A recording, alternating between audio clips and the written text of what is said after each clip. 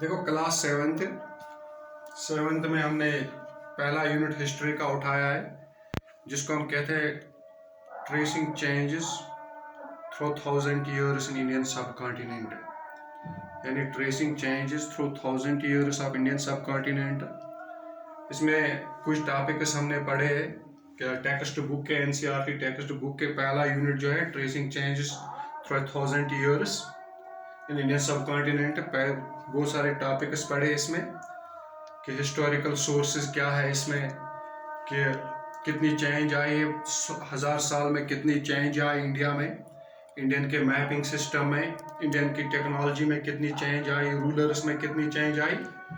तो साथ में हमने पढ़ा है कि मेजर सोर्स ऑफ हिस्टोरियंस के सामने क्या क्या मेजर सोर्सेज है।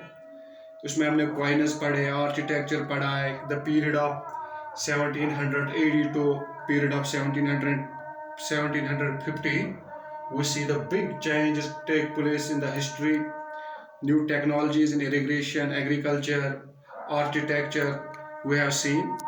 तो साथ में हमने पढ़ा है कि न्यू सोशल ग्रुप्स, इस टेक्स्ट बुक के जो पैरा नंबर 4 है, इसमें पढ़ा हमने new social groups and political groups emerge हुए ड्यूरिंग दिस पीरियड 780 to 750 के राजपूतस आए, lower caste people they converted them into Brahmanism.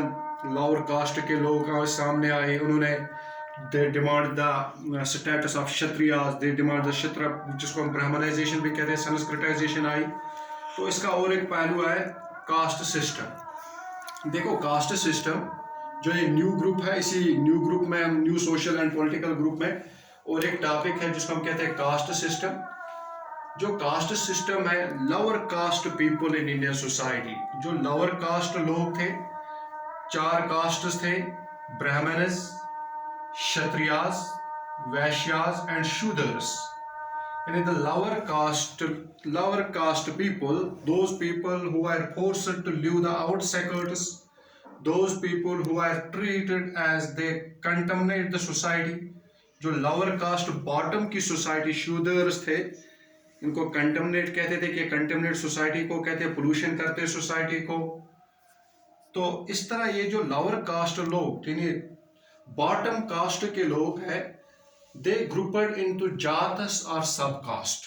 We say the people were grouped into jatis और sub castes, that means the people of the groups were divided into different sub castes. They were ranked on the basis of their background. और इनकी जो caste थी, they belongs to which background, किस से ताल्लुक रखते थे, लाइक दैट कोई क्षत्रिय, कोई लाइक दैट अगर ब्राह्मण एक टीचिंग क्लास था, क्षत्रिय वेरियर क्लास था, वैश्य पीजेंट क्लास था, आर्टिजन क्लास था। तो ये जो वैश्य का क्लास था, 3rd क्लास, कोई कारपेंटर था, कोई ब्लैक स्मिथ था, चाहे कोई आर्टिस्ट था। अब इनकी जात इसी चीज से जानी गई कि कारपेंटर के नाम से जानी गई, लोहार के नाम से, चुमार के नाम से, कुमार के नाम से, यानी बहुत सारे जातों, जिसको हम कहते हैं Jats, many they were named by many castes. और कास्ट उस बुनियाद पे कि विच ऑक्यूपेशन दे बिलोंग, इनका क्या काम था, क्या बैकग्राउंड था, तो उसी बैकग्राउंड की बुनियाद पे इनकी कास्ट का नाम भी पड़ गया। They were ranked on the basis of their background, किस बैकग्राउंड से, like that कोई अगर घोड़े पालता था तो उसकी बैकग्राउंड घोड़े पाली, उसकी जात अब उसी पे बन गई कोटवाली। या कोई रखवाली करता था, उसकी जात उसी पे, उसका कास्ट उसी बुनियाद पे पड़ गया। इन कोई कारपेंटर था, उसकी कास्ट अब उसी नाम पे पड़ गई।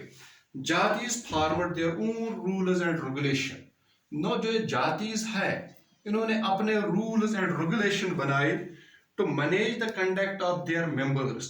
अपने मेंबर, अपने ग्रुप के लोगों के लिए अपने रूल्स बनाए, अपने रूल्स बनाए in order to conduct the behaviour, in order to moral conduct, in order to conduct the affairs of their society.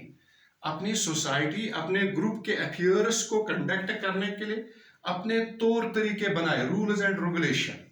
यानी ये जो कास्ट सिस्टम है, it emerge during this period 700 to 50 AD ये सामने आया एक कास्ट सिस्टम, यानी lower caste Brahmin और क्षत्रिय को छोड़कर Vaishyas and Shudras they came forward and form different social and political groups. इसी तरह regions and empire, during this period many dynasties emerge. Caste के साथ साथ बहुत सारे खानदान भी वजूद में आए। Dynasties came forward. Dynasties like Kolas, Khaljis, Tagaluks, Mughals were able to build an empire, and they may pan-regional cover diverse regions. यानी यह डायनास्टी कोई सेंट्रल एशिया से आया, कोई बाकी कंट्री से आया, कोई अपना इसमें था। बड़े कबीले थे, बड़े डायनास्टीज थे, इन्होंने अपने अपने रीजन में रूल करना शुरू किया। With the passage of time they form the big empires in India. India में उन्होंने अपने अपने एम्पायर बनाए। पहले रीजन से शुरू किया, पैन रीजनलिज्म बने, अपने रीजन के साथ खास लगाव था, इनका रिलेशन थी, तो आहिस्ता आहिस्ता इन्होंने रूल करना शुरू किया। सो यह भी एक ग्रुप था, न्यू पॉलिटिकल ग्रुप या रीजन एंड जो हम पढ़ रहे हैं new social and political group में। एक तो कास्ट फैक्टर आया, दूसरा रीजन एंड एम्पायर, यानी अलग अलग डायनास्टीज के लोग सामने आए, उन्होंने रूल करना शुरू किया। जिस तरह मुगल्स ने रूल किया, तगलुक्स ने रूल किया, खलजीज ने रूल किया, कोलाज ने रूल किया। इसी तरह ओल्ड एंड न्यू रिलीजन्स, नई चेंज आई पुराने रिलीजन में और नए रिलीजन, नई नई changes I. During this period important changes occurred in Hinduism. Hinduism जो इंपॉर्टेंट, जो इंडियन का अपना रिलीजन था, इसमें change I. They include the worship of new deities, royal patronage of temples. इन्होंने नई नई deities, यानी जब ये lower caste के लोग थे, once they were prohibited to enter the Brahmana's temple, they were prohibited to enter the Kshatriya's temple. Now these lower caste people, they start worship of their new deities and royal patronage their temples. अब जितने भी ये cast के लोग थे, इन्होंने अपने अपने टेम्पल्स बनाने शुरू किए, या डायनास्टी के लोग इन्होंने अपने टेम्पल्स, अपनी डाइटीज बनाने शुरू किए, अपने भगवानों को पूजने लगे, अपने पुतले बनाए, उनको पूजने लगे।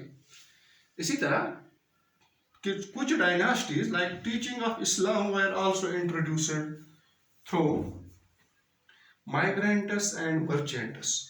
यानी इस्लाम की टीचिंग भी इंडिया में हुई, यानी जो रिलीजन पूरा हिंदुज्म था, अब उसमें इस्लाम की टीचिंग भी शुरू होने लगी। During this period 700 AD to 750, or we say that early 18th century, early 19th century, early 18th century और early 19th century, इसमें इस्लाम की टीचिंग भी हुई। और ये टीचिंग इस्लाम किसने इंट्रोड्यूस किया? मर्चेंट आए, सेंट्रल एशिया से, अरब से आए, या सेंट्रल एशिया से आए, ईरान से आए, तजाकिस्तान, समरखंड वहां से आए, और कुछ माइग्रेंट्स, जो माइग्रेंट आए मुगल्स के साथ, तगलुक्स के साथ, खलजीज के साथ, स्लेव डायनेस्टी के साथ, उन्होंने इस्लाम यहाँ पे लाया।